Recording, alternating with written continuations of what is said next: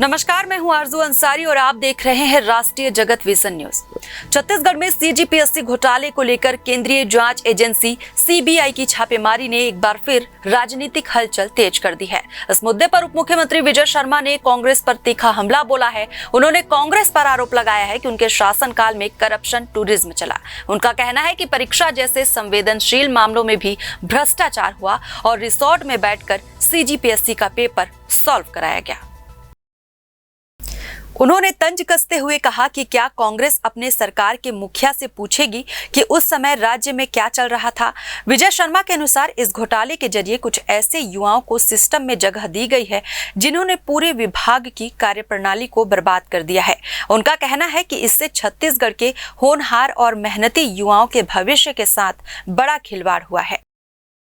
मुझे आप ये बात बताएं कि सीजीपीएससी के संदर्भ में पिछली सरकार में क्या हुआ था, हर एक युवा छत्तीसगढ़ का जानता है।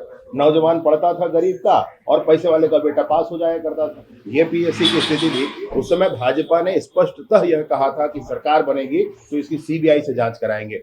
सीबीआई से जांच के लिए दिया गया है। मुझे आज जानकर बड़ी प्रसन्नता हुई कि सीबीआई ने दूसरे स्टेप में 5 स्थानों पर और छापे डाले हैं और उन छापों में बड़ी अजीब स्थितियां सामने आई हैं कि किसी रिसोर्ट में बैठ करके और पेपर सॉल्व किया जाता था।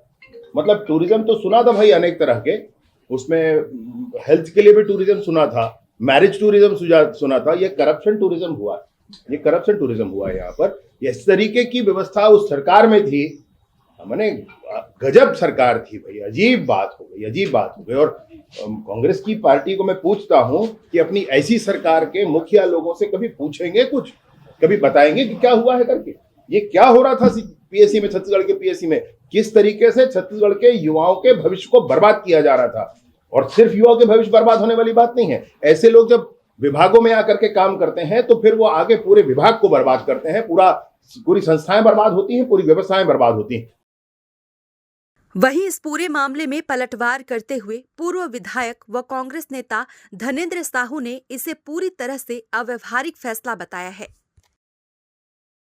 ये पूरी तरह से अव्यावहारिक फैसला है। पूर्ववर्ती सरकार ने जो फैसले लिए थे वो ज़्यादा अधिक परीक्षार्थियों के लिए लाभदायक रहा है। अब ये जिस तरह से ये लोग इसमें व्यवस्था सुधारे हैं उससे परीक्षार्थियों को परेशानी ही होगी।